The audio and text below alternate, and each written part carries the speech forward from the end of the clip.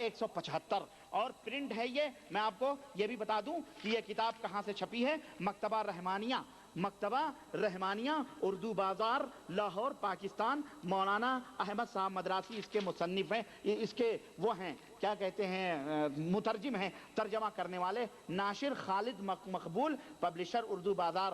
صفحات 728 صفحے ہیں, 1394 میں یہ جو ہے اس کی طباعت ہوئی ہے, اور کتابت حافظ محمد رفیق فیروز والا گجران والا کے ہیں. سمجھ رہے ہیں یہ کتاب ہے, اور ہمارے ہندوستان میں بھی یہ کتاب ملتی ہے, پاکستان میں بھی ملتی ہے. آپ جہاں تو میرے عزیز قصہ مختصر یہ کہ شیخ عبد القادر جیلانی نے یہ کچھ نشانیاں بتائی ہیں جنتی جماعت کی, جنتی گروہ کی, اور بدعتیوں کی کچھ پہچان بتلائی ہے. آپ جہاں کہیں بھی ایسا معاملہ آئے اور اہل حدیثوں کے اوپر کیچڑ اچھالا جائے, اور آج ہمارے ملکوں میں سب جٹے ہوئے ہیں, ملے ہوئے ہیں اہل حدیثوں کو غلط سلط کہنے میں. ان کو یہ وہابی ہیں, وہابی ہیں, وہابی ہیں, وہابی ہیں, یہ غیر مقلد ہیں, یہ غیر مقلد ہیں, مختلف قسم کے نام, یہ ہیں, یہ مجبرہ ہے, یہ حشویہ ہے, یہ مشبہ ہیں, قسم قسم کے نام دیتے ہیں. یہ تمام سب بدعتی لوگ ہیں, تمام سب بدعتی لوگ ہیں شیخ عبد القادر کی زبانی. تو یہ شیخ عبد القادر جیلانی رحمۃ اللہ علیہ کا بیان. غرض قرآن کریم کی آیتوں سے ہمیں صاف طور پر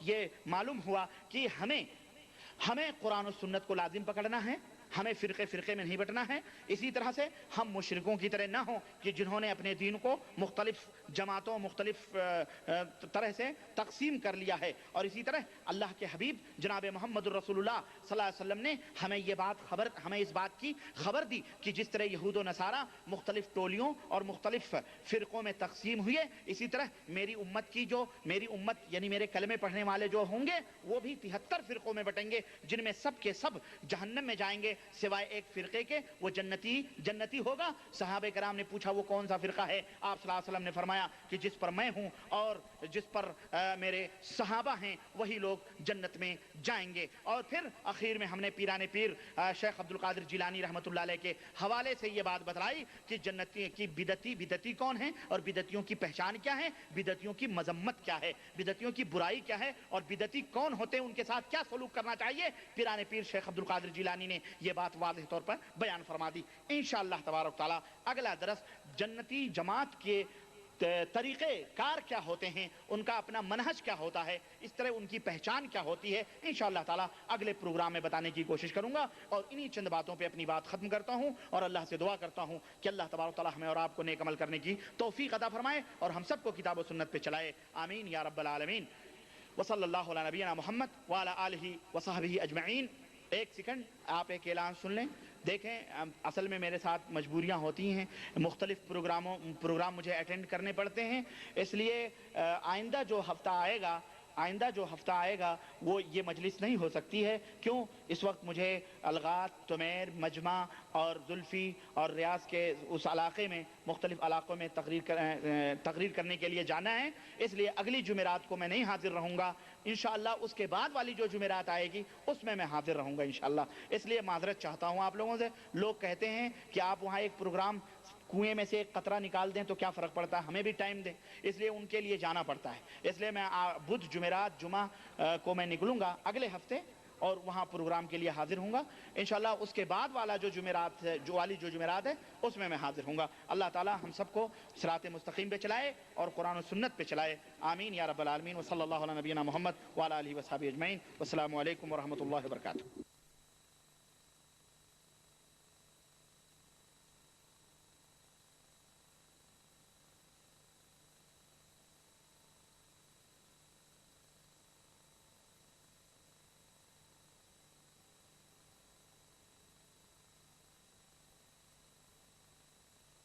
حمد و ثنا کبریائی اور بڑائی اس خالق کائنات کے لیے لائق و زیبا ہے جس نے ہمیں اور آپ کو پیدا فرمایا, اور درود و سلام اس ذات مبارکہ مقدسہ پر جو ساری کائنات کے لیے رشد و ہدایت بنا کر کے بھیجے گئے. عزیزان محترم, نوجوان دوستوں, بزرگوں اور بھائیوں, وقت کا کافی عرصہ گزر چکا ہے, اس لیے میں مناسب سمجھتا ہوں کہ اپنی پچھلی تقریر کو بنیاد بنا کر میں اپنے اگلی منزل کی طرف آگے بڑھوں. پچھلے لیکچر میں نے قرآن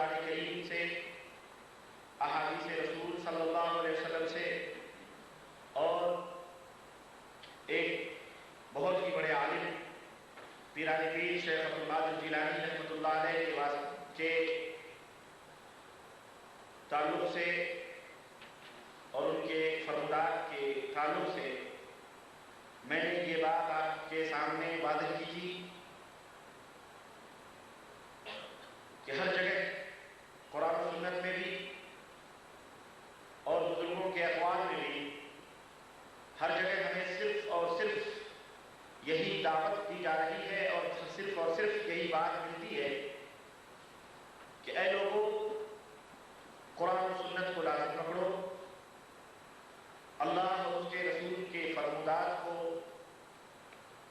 لازم پکڑو اور انہی کے کہنے کے اوپر چلو۔ میرا موضوع سخن جیسا کہ آپ کو معلوم ہے کہ جنتی جماعت کی پہچان کیا ہے، جو اس دور کا سب سے ہی اہم اور سب سے ہی ضروری موضوع ہے۔ کثیر تعداد میں مسلمان اس تعلق سے حیران و شدت ہیں اور پریشان ہیں کہ آج دنیا کے ہر طرف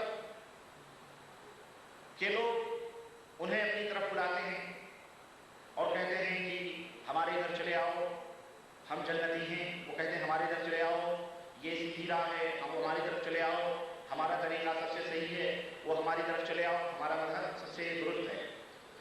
آئیے میں جنتی جماعت کی کچھ نشانیاں آپ کے سامنے رکھوں کہ جو لوگ جنت کے خواہش مند ہیں، جو لوگ اپنے دل میں جنت کی آرزو رکھتے ہیں، تڑپ رکھتے ہیں، سوچ رکھتے ہیں، سوچ رکھتے ہیں، جلن رکھتے ہیں اور اس کی خواہش ان کے دلوں میں ہے، ان کی پہچان کیا ہے، ان کی نشانیاں کیا ہیں، ان کا طریقہ کیا ہے، وہ کس طرح سے زندگی کے اندر رہتے چلتے بستے ہیں اور ان کے ایمان و عقیدے کی بنیاد کیا ہے، ان کے اعمال کی بنیاد کیا ہے۔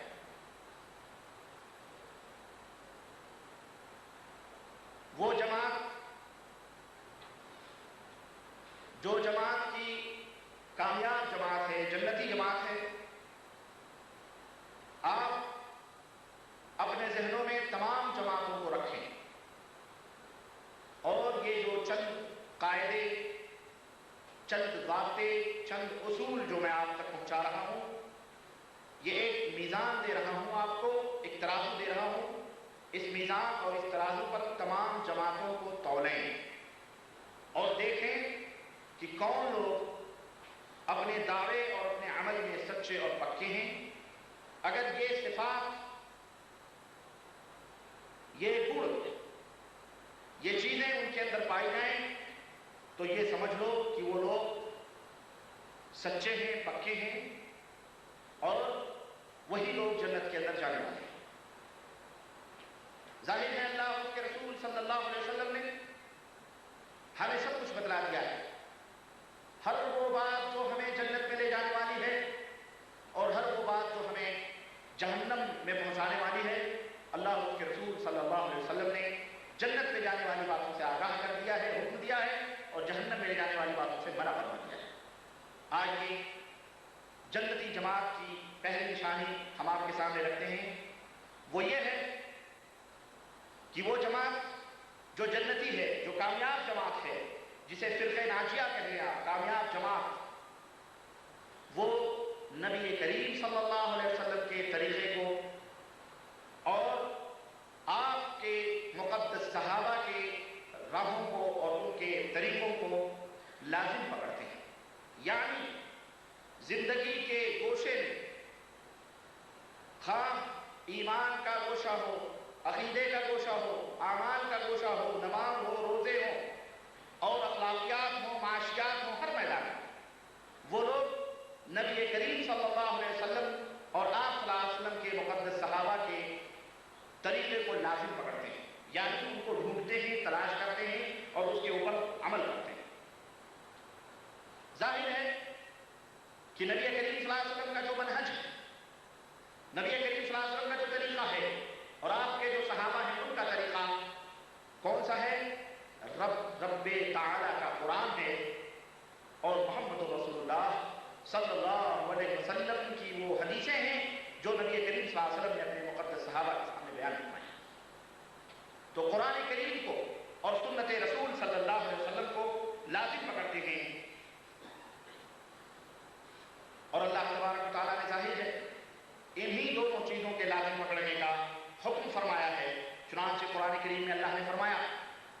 وما آتاکم الرسول فخذوہ وما نہاکم عنہ فانتہوا۔ اے لوگوں، میرا رسول تمہیں جس بات کا حکم دے اس کو پکڑ لو، اور جس بات سے روکے اس سے رک جاؤ۔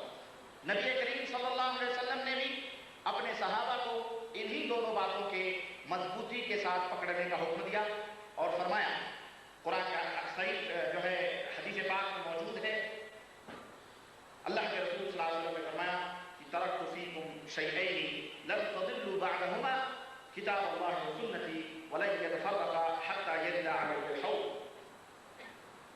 آپ صلی اللہ علیہ وسلم نے فرمایا کہ لوگوں میں تمہارے درمیان دو چیزیں چھوڑ کے جا رہا ہوں، دو چیزیں چھوڑ کے جا رہا ہوں اپنے، اور وہ دونوں چیزیں کون سی ہیں؟ ایک اللہ کی کتاب ہے اور دوسری میری سنت ہے، اور یہ دونوں چیزیں اس وقت تک جدا نہیں ہو سکتی ہیں یہاں تک کہ یہ دونوں چیزیں ہمیں حوض کے اوپر ہماری ملاقات ہو، یعنی قیامت کی صبح تک یہ ان دونوں چیزوں سے جدا نہیں ہویا جا سکتا ہے، قرآن کریم اور سنت رسول کریم صلی اللہ علیہ وسلم۔